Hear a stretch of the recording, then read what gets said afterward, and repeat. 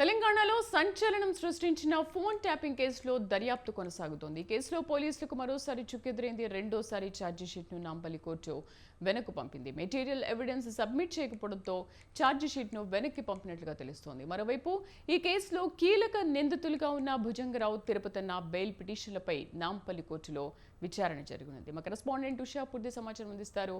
Usha, phone tapping వ్యవహారంలో ఎటువంటి విచారణ కొనసాగుతోంది? ఎందుకు పోలీసులకు చుక్కెదురైంది?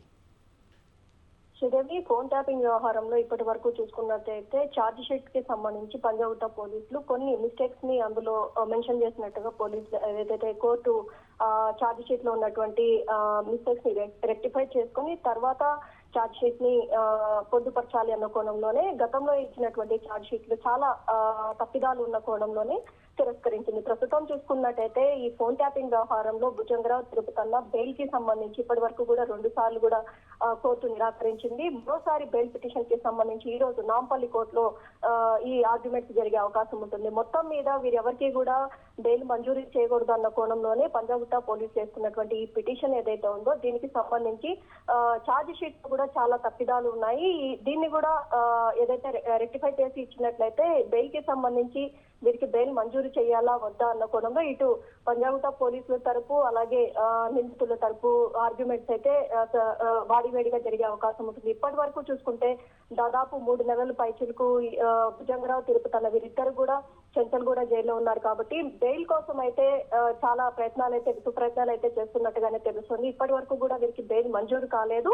ఈ రోజు ఏదైతే ఈ టెక్నికల్ ఎవిడెన్సెస్ లో భాగంగా ఉన్నటువంటి ఆధారాలు ఏవైతే ఉన్నాయో వాటన్నిటి కూడా డిస్ట్రాయ్ చేసిన ఈ టీం ఏదైతే ఉందో దీనికి సంబంధించి మొత్తం ఏదైతే ఈ టెక్నికల్ ఎవిడెన్స్ కి సంబంధించినటువంటి ఆధారాలు మొత్తం కూడా పోలీసులు పొందుపరిచినట్టయితే భుజంగరావు, తిరుపతన్నలకు మరోసారి కూడా నాంపల్లి కోర్టులో చుక్కెదురయ్యే అవకాశం ఉంటుంది. లేని పక్షంలో బెయిల్ కి సంబంధించి నాంపల్లి కోర్టు ఎలా తీర్పు ఇవ్వబోతుంది అనేది మాత్రము సంచలనంగా ఉండబోతోంది. Sridevi, Usha, but charge sheet submit చేసే ముందు ఆ విషయాలన్నింటినీ కూడా పోలీసులు దాంట్లో వెరిఫికేషన్ చేయడం కానీ ఆ విషయాల్ని పొందుపరచడం కానీ అవన్నీ చేసుకున్న తర్వాతనే పోలీసులు ఛార్జీ షీట్ సబ్మిట్ చేస్తారు కదా.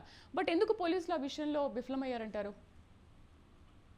ఖచ్చితంగా శ్రీదేవి, మీరు అన్నట్టు ఇప్పటి వరకు చూసుకున్నట్టయితే ఈ ఫోన్ ట్యాపింగ్ వ్యవహారంలో టెక్నికల్ ఎవిడెన్స్ ఈ కేసుకి ప్రధాన గుండెకాయ లాగా ఉంది.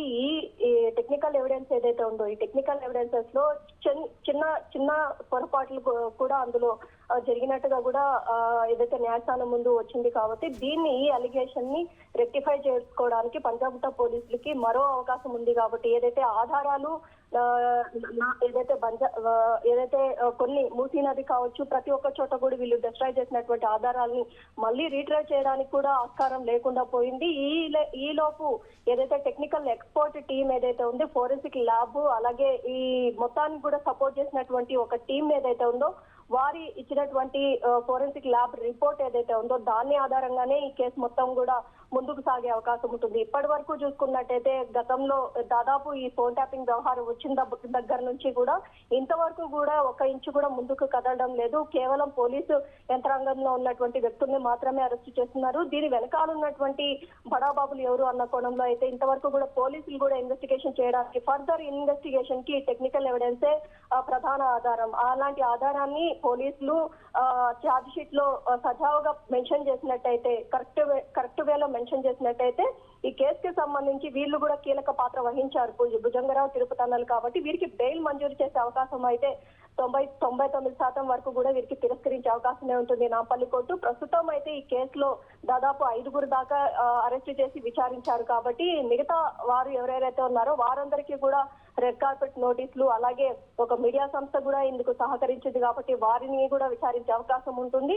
మొత్తం ఈ హైలీ ఎక్విప్మెంట్ ఏదైతే ఫోన్ ట్యాపింగ్ కి సంబంధించినటువంటి ఫోన్ ఇజ్రాయెల్ నుంచి తీసుకొచ్చినటువంటి ఈ ఎక్విప్మెంట్ కి సహకరించినటువంటి వ్యక్తులు ఇవన్నీ కూడా కూలంకుషంగా పరిశీలించాలి ఇన్వెస్టిగేషన్ లో. అంటే ఖచ్చితంగా ఈ టెక్నికల్ ఆధారాన్ని కోర్టు ముందు ప్రొడ్యూస్ చేసినట్లయితేనే ఛార్జ్ షీట్ లో ఈ ఫర్దర్ ఇన్వెస్టిగేషన్ కి ఈజీగా ఉండే అవకాశం ఉంటుంది. దాదాపు ఈ కేసులో కొలికి వచ్చే సమయానికి టెక్నికల్ ఎవిడెన్సే కొన్ని తారుమారుగా ఉన్నాయి కాబట్టి నాంపల్లి కోర్టు తిరస్కరించి నేడు ఈ భుజంగరావు, తిరుపతన్నల బెయిల్ పిటిషన్ అయితే ఎలా ఉండబోతోంది, ఈ తీర్పు ఎలా ఉండబోతోంది, బెయిల్ నిరాకరిస్తారా అంగీకరిస్తారా అనేది మాత్రం సర్వత్రా ఉత్కంఠగా ఉందనేసి తెలుస్తోంది Sridevi. Right Usha, thank you.